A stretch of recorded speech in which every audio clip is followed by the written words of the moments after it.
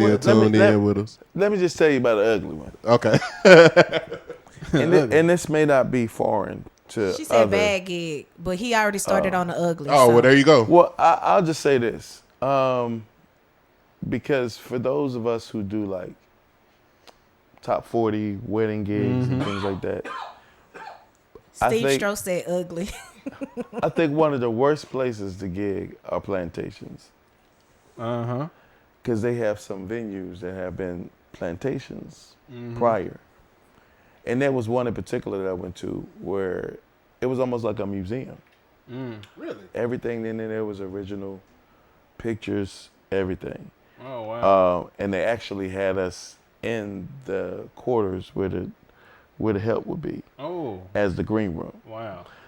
How did that make you? Like, did you feel? I don't think I've ever gigged at a plantation. I actually did one wild. over the weekend in Alexandria, Louisiana. And and they were just talking about, oh, these are some amazing oak trees, aren't they? And I'm Oh, no. I'm like, you asking? You asking me? I mean, an oak tree to you in Louisiana and an oak tree to me ain't you feel the same. me? Especially Right. on the Not at all. but you always get that eerie feeling. Yeah. You always kind of feel the heaviness. I was about to say You that know what I'm gotta be saying? hard Oh, man. spiritually, just to feel. And then not only that, but a lot of times, because of the price point and the thing, we don't do a lot of black. Yeah. So it will be, Caucasians that are getting married, and the majority of the guests will be there that are, and so it's just tough. And I don't necessarily Caught up in the Caucasus calamity. and I think it's more so just the lack of sensitivity Yep. that comes along with Definitely in the industry. It's definitely a lot of that.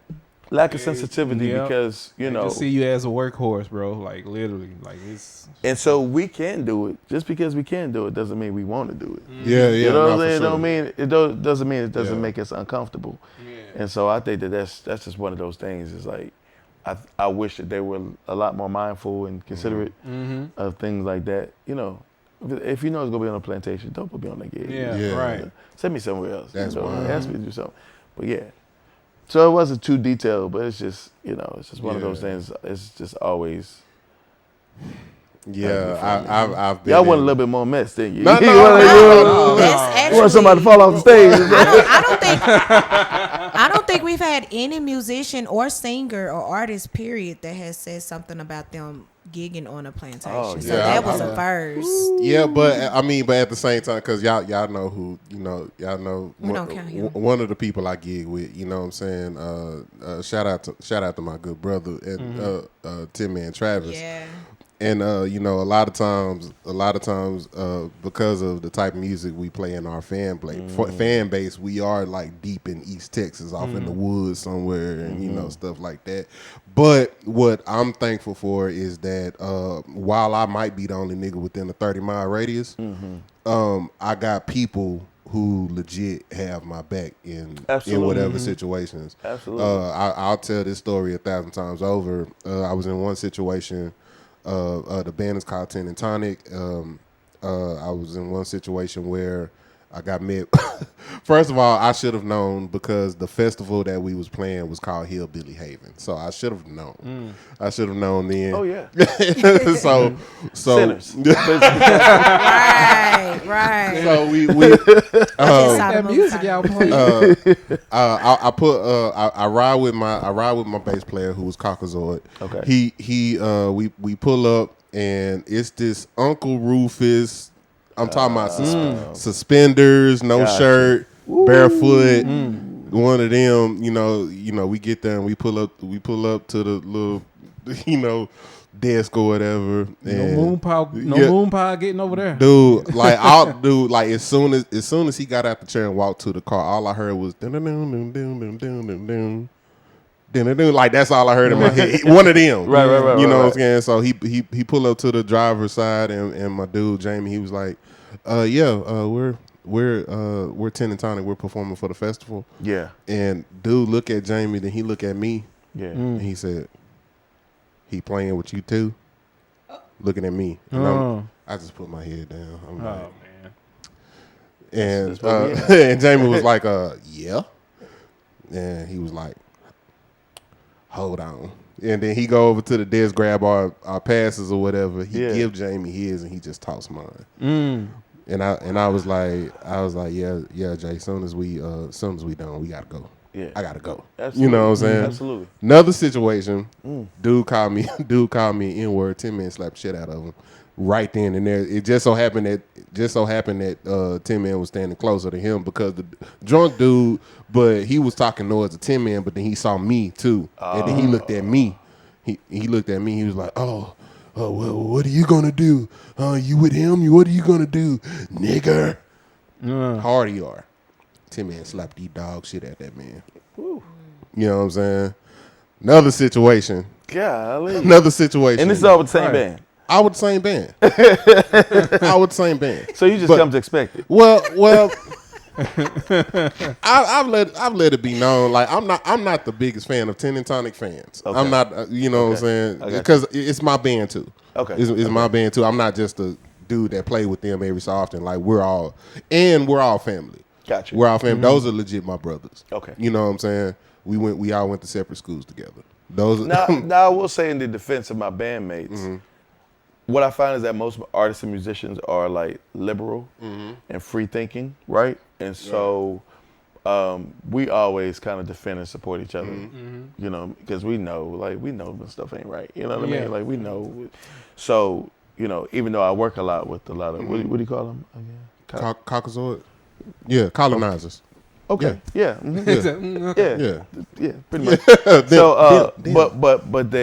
But because of the way musicians and artists operate, we're rebel just naturally. Yeah. You know what I'm saying? Creators are. The thing about it is there's stuff that we see beforehand. Oh, absolutely. We see we walk in a room and we know, okay. Yeah. Well, we know what this that's code. That's from code switching. Yeah. You know what I'm saying? Culturally, we have been taught how and when to code switch. Yeah. When they don't have to, there's some certain things they're just not aware of. They're not as sensitive to. Yeah. We know immediately, I ain't. Yeah. And another thing that I'll say, because I will never put that man in a bad light. The times that we've been in that situation or whatever, you know, 10 has said, "Yo, we'll never play here again," and we haven't. Oh, that's good. You know what I'm saying? We like that's even after slapping that Confederate flag issue. Yeah, we never played there again. Yeah. So there's another. Yeah, I thought there's another. I see why you got this segment. Yeah. Oh, you don't have one? Let me give you mine. Yeah. There's another situation where I get to the gig first. There's a Confederate flag, and in my mind, I'm like, okay, yeah, I'm not playing here. You know what I'm saying? So my dude, he pull up right after me, and I was like, hey, bro, yeah, I ain't gonna be able to do it. And he looked, and he was like, okay, give me a minute. He walked over to the bar. I don't know what he said to him. I didn't go over there. I don't know what he said to him. They went, took that thing down. They went, took the thing down, played the gig, and he was like, we'll never play her again. You know what song y'all should have did? What? Girl, no. You know what I'm saying? Looper. Oh, go ahead. Lupa Fiasco said, y'all got Drew on the couch. I'm hating. Oh, man. Lupa Fiasco, what up? That's my dude. Yeah. He got a pod, too? He musician. Another fellow musician. You got a pod? I don't know. We all need pods, I guess.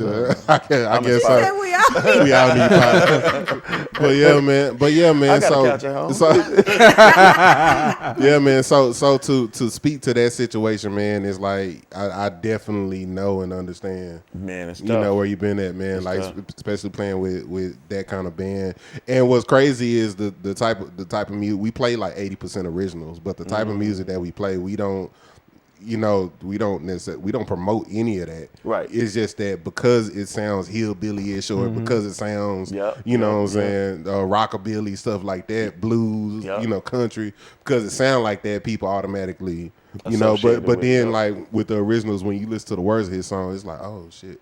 It's like, oh shit, he really not about that. Yeah. And Tin Man and Ty, he'll knock all that stuff over. You know what I'm saying? So that's why I love him. So shout out Tin Man.